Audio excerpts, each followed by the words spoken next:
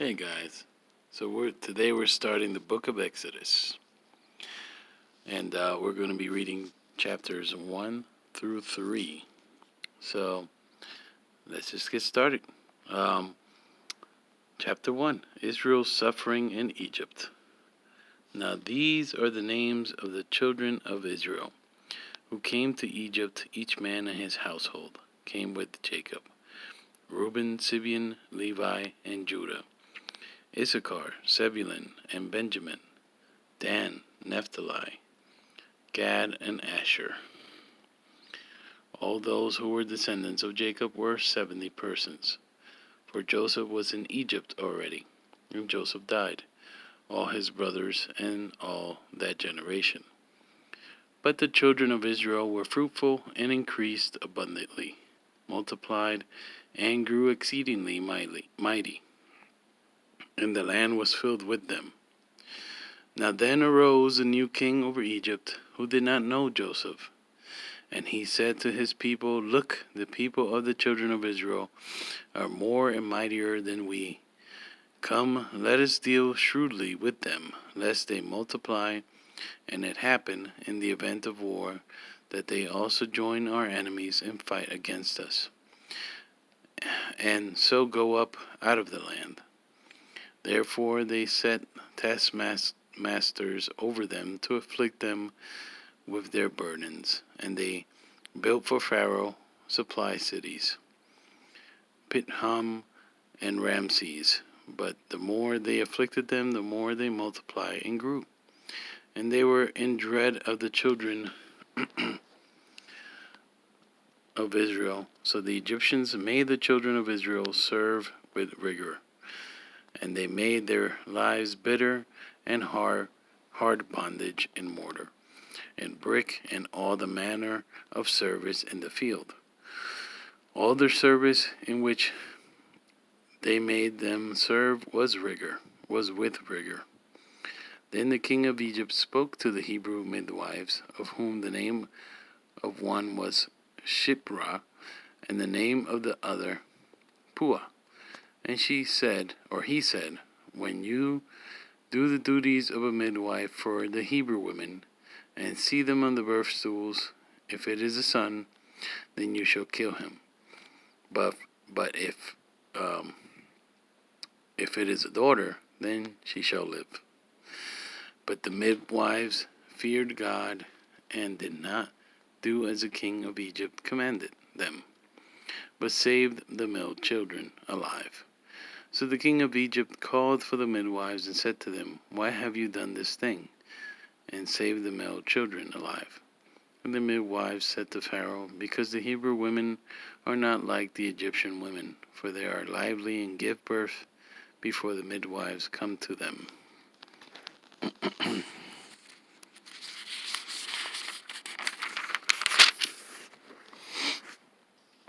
Therefore God dealt well with the midwives, and the people multiplied and grew very mighty. And so it was, because the midwives feared God, and he provided households for them.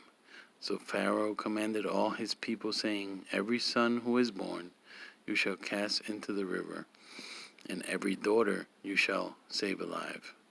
Moses is born.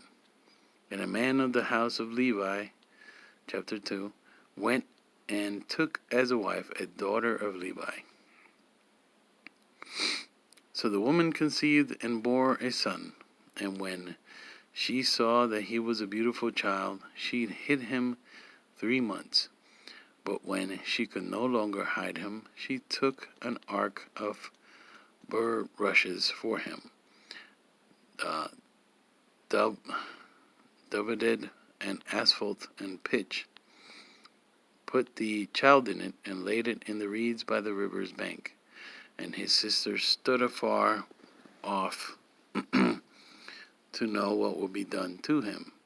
Then the daughter of Pharaoh came down to bathe at the river, and her maidens walked along the riverside. And when they saw the ark among the reeds, she sent her maid to get it. And when she opened it, she saw the child, and behold, the baby wept. So she had compassion on him, and said, this is one of the Hebrews' children." Then his sister said to Pharaoh's daughter, "Shall I go and call a nurse um, for you from the Hebrew women, that she may nurse the child for you?" And Pharaoh's daughter said to her, "Go." So the maiden went and called the child's mother. Then Pharaoh's daughter said to her, "Take this child away and nurse him for me, and I will give you your wages." So the woman took the child and nursed him.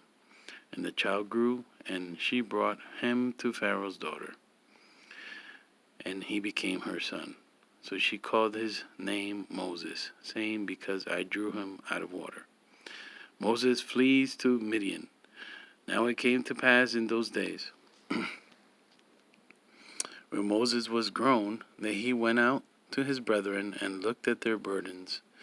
And he saw an Egyptian beating a Hebrew, one of his brethren. So he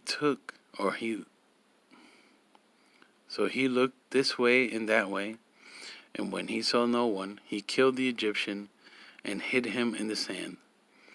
And when he went out the second day, behold, 2 Hebrew men were fighting. And he said to the one who did the wrong, "Why are you striking your companion?" Then he said, "Who made you a prince and judge over us? Do you intend to kill me as you killed the Egyptian?"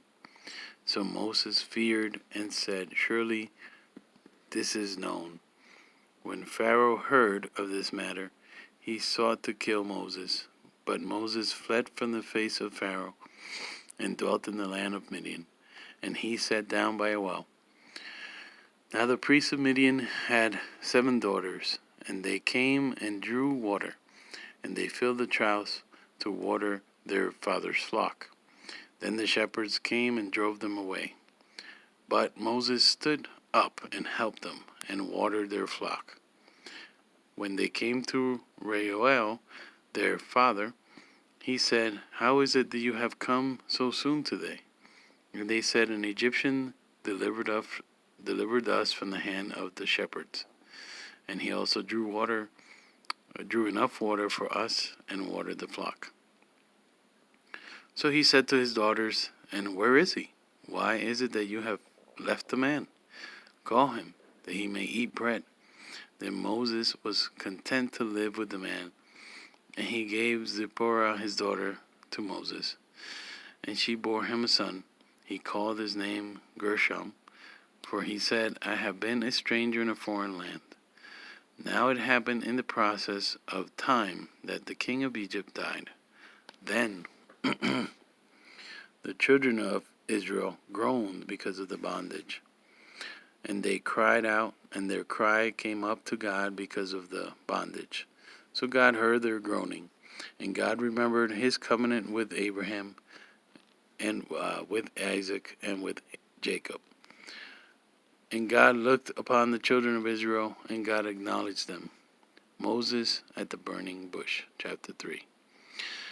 Now Moses was tending the flock of Jethro, his father-in-law, the priest of Midian, and he led the flock to the back of the desert, and came to Horeb, the mountain of God.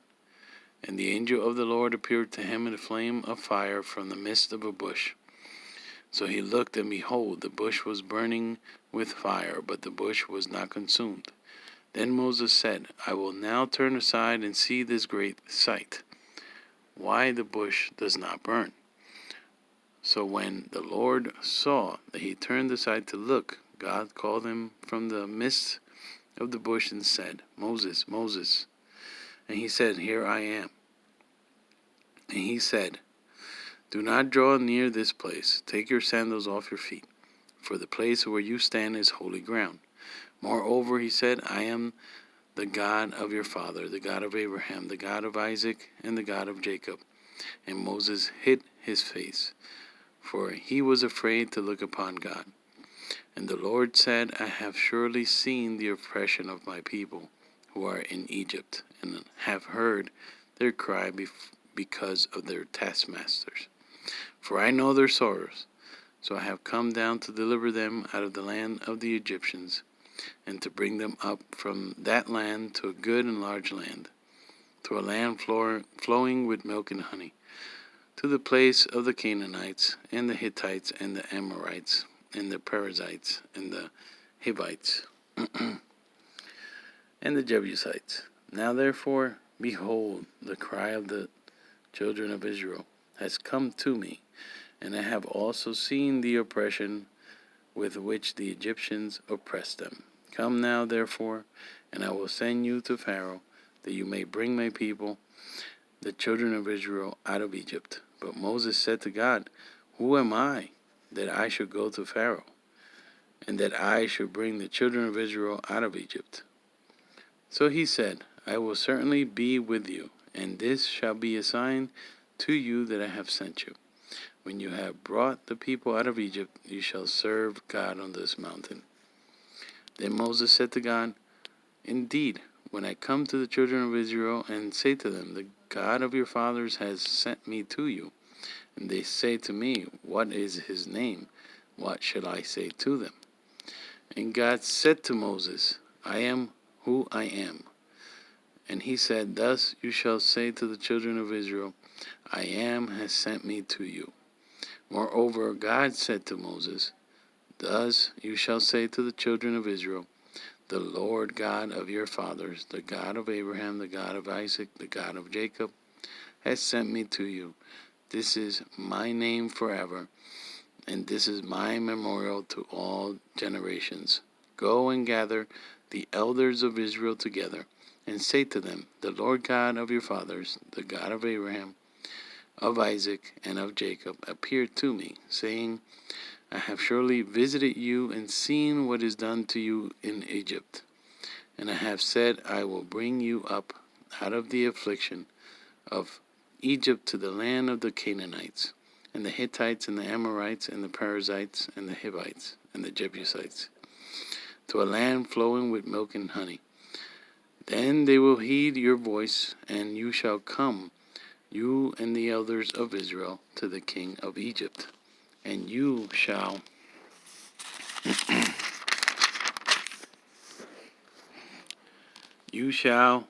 say to him, The Lord God of the Hebrews has met with us. And now please let us go 3 days' journey into the wilderness, that we may sacrifice to the Lord our God. But I am sure that the king of Egypt will not let you go. No, not even by a mighty hand. So I will stretch out my hand and strike Egypt with all my wonders, which I will do in its midst. And after that he will let you go. And I will give this people favor in the sight of the Egyptians.